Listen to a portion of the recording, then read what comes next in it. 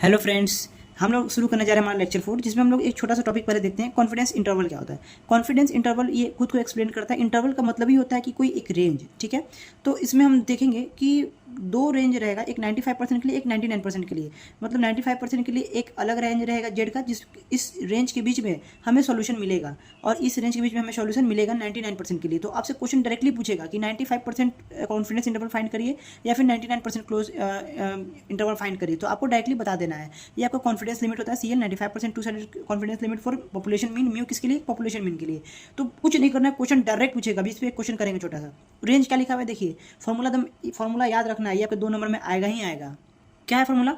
X बार 95% के लिए x bar minus 1.96 sigma upon root n less than z less than x% x bar plus 1.96 sigma upon root N.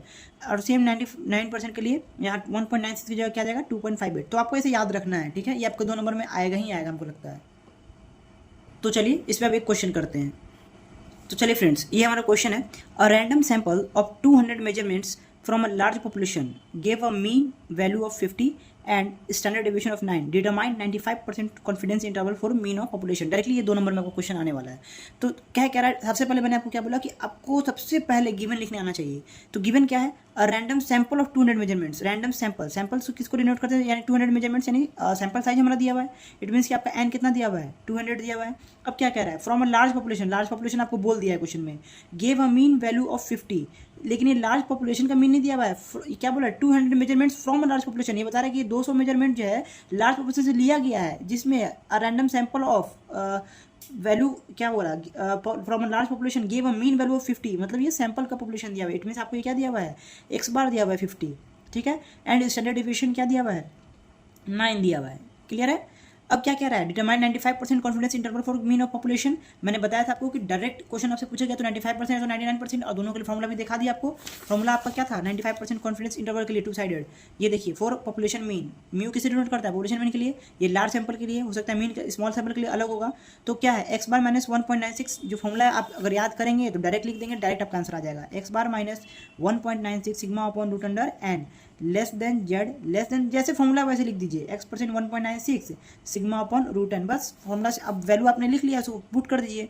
50 minus 1.96 sigma की value standard deviation sigma 9 upon root n, n कितना है, root under 200। ये हो गया। Less than z less than x bar कितना है आपका 50 है, 50 प्लस 1.96 सिग्मा कितना है 9 है, इंटू डिवाइडेड बाई क्या हो जाएगा √200 एन की वैल्यू।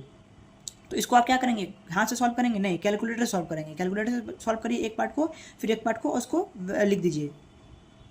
तो पहले इतना पार्ट को सॉल्व करिए। तो 50 माइनस, पहले इतना पार्ट को आप सॉल्व करेंगे तो आपकी जो वैल्यू है वो आएगी 1.247 लेस देन जेड। एकदम ऐसे ही लिख देना है, लेस देन कुछ करना ही नहीं है। 50 प्लस 1.247 ये आपका आएगा, ठीक है। एक 50 प्लस एक 50 माइनस, जब इसको सब्ट्रैक्ट करेंगे तो ये आपका आ जाएगा 48.753 less than z less then 51.247। Friends, तो यही हो गया हमारा कॉन्फिडेंस इंटरवल जो निकालने के लिए बोला था। Determine 95% confidence interval for mean of population. ये हमारा हो गया सीधा आंसर, और कुछ नहीं करना है, ठीक है। और फ्रेंड्स, वही 99% का निकालने बोलता तो हम क्या करते हैं, 1.96 जगह 2.58 लिखते हैं, और हम इसको सॉल्व कर देते हैं और दिखा देते हैं ये रेंज। फ्रेंड्स देखिए, अब हमारे पास ये क्वेश्चन है। 2 different samples from 2 different districts yielded the following results. 2 district है ए और बी, जिसका सबका दिया हुआ है मीन दिया हुआ है, सैंपल्स का वेरिएंस दिया हुआ है, सैंपल का सैंपल साइज दिया हुआ है। मैंने आपको ये क्वेश्चन करा चुका है, बस इसमें इसलिए बता रहा हूँ क्योंकि इसमें आपका पॉपुलेशन का भी मीन दिया रहता है, उसका भी रिलेशन दिया हुआ है। तो इसमें भी सेम चीज़ करेंगे। सबसे पहले क्या H0 बोलेंगे, लिखना आपको खुद से है कि इसमें बोलेंगे μ1 इक्वल्स टू μ2, H0 में there is no significant difference. H1 क्या बोलेंगे, μ1 ग्रेटर देन μ2, ये बोलेंगे, ठीक है। उसके बाद क्या करेंगे, टेस्ट कितना पे करना है, at 5% level of significance, test है 0.05 करना है ना। टेबलेटेड वैल्यू का भी दिया हुआ है। टेबलेटेड वैल्यू कब कंपेयर करेंगे, जब कैलकुलेटर आप निकाल लेंगे। तो कैलकुलेटर निकालने के लिए आपको क्या करना पड़ेगा, जेड टेस्ट लगाना पड़ेगा, क्योंकि लार्ज सैंपल है और दो सैंपल है आपका, तो उसका फॉर्मूला मैंने आपको बता चुका है। और तब भी बताया था मैंने, अब आपको समझ में आएगा कि मैंने μ1 माइनस μ2 क्यों लिखा था। मतलब वहाँ पे आपको जो बताया था ना कि क्यों हमने फॉर्मूला में और ज़्यादा एक्सपेंशन किया, μ1 माइनस μ2 क्यों किया, तो अब इस क्वेश्चन में पता चलेगा। तो बस वही सेम काम करेंगे। क्या करेंगे, अल्फा इक्वल टू कितना आपको दिया हुआ है 0.05। टेस्ट स्टैटिस्टिक कैसे लगेगा, जेड टेस्ट आपको समझ में आ गया क्यों लगेगा, लार्ज सैंपल है, दो सैंपल के लिए है। तो फॉर्मूला क्या हो जाता है, x1 बार माइनस x2 बार। उसके बाद क्या करते थे, माइनस, याद करिए मैंने आपको फॉर्मूला लिखवाया है, μ1 माइनस μ2, ये हो गया। उसके बाद divided by root under sigma 1 का square upon n1 plus sigma 2 का स्क्वायर अपॉन n2। ये हो गया आपका जेड का फॉर्मूला, जब आपका मीन भी यहाँ पे पॉपुलेशन का गिवन होता है।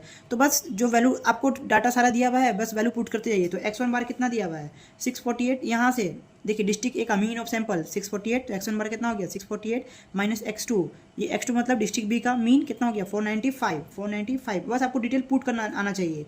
माइनस μ1 माइनस μ2 को हम क्या कंसिडर कर लेंगे इक्वल टू 150, जो आपका दिया हुआ है। बस सोचना नहीं कैसे हुआ क्या हुआ, ये ग्रेटर दिया उससे नहीं मतलब है। μ1 माइनस μ2 का रिलेशन ग्रेटर देन 150 दिया, जो दिया इक्वल मान लेंगे, डायरेक्ट पुट कर देंगे। पुट कर दिए, उसके बाद डिवाइडेड बाई रूट अंडर, आपको वेरिएंस दिया हुआ है सिग्मा 1 का स्क्वायर। ये याद रखिए सिग्मा नहीं दिया हुआ है, सिग्मा स्क्वायर ही दिया हुआ है, क्योंकि वेरिएंस को किससे डिनोट करते हैं सिग्मा स्क्वायर से डिनोट करते हैं। ये ना कि सिर्फ सिग्मा का वैल्यू लिख के फिर स्क्वायर कर देगा, गलत हो जाएगा। वेरिएंस जब दिया हुआ है तो सिग्मा स्क्वायर को ही वेरिएंस कहते हैं। तो यहाँ पे डायरेक्ट वैल्यू क्या हो जाएगा, तो वैल्यू आ जाएगा 120 सिग्मा 1 का, ये 120 हो गया अपॉन n1 कितना दिया हुआ है आपका सैम्पल साइज 100 प्लस सिग्मा 2 कितना दिया हुआ है आपका 140, तो सिग्मा 2 का स्क्वायर वेरिएंस का मतलब ये हो गया आपका 140 अपॉन इसका साइज़ कितना दिया हुआ है, इसका साइज 90 है, ये हो गया 90। फ्रेंड्स देखिए बस इसी को आप क्या करिए सॉल्व करिए, आपका वैल्यू आई थिंक फ्रेंड्स ये वैल्यू आएगा 1.807। ठीक है, अब क्या करेंगे टेबुलेटेड वैल्यू से कंपेयर करेंगे। टेबुलेटेड वैल्यू आपको दिया हुआ है 1.645 और जेड कैलकुलेटेड आपका कितना है 1.807। तो कौन बड़ा है जेड टेबुलेटेड या जेड कैलकुलेटेड, तो जेड कैलकुलेटेड बड़ा है। तो जब जेड कैलकुलेटेड बड़ा हो गया तो क्या हो जाएगा आपका, ये कंक्लूजन पार्ट में आएगा H0 इज रिजेक्टेड, यही हो गया आपका आंसर। ठीक है, तो चलिए फ्रेंड्स यहाँ पे हमारा पूरी तरह से जेड का जितना भी टेस्ट था हमने सारा कर लिया, क्वेश्चन कर लिया। यहाँ पे हमारा जेड टेस्ट फिनिश होता है। नेक्स्ट लेक्चर में हम स्टार्ट करेंगे अपना टी टेस्ट।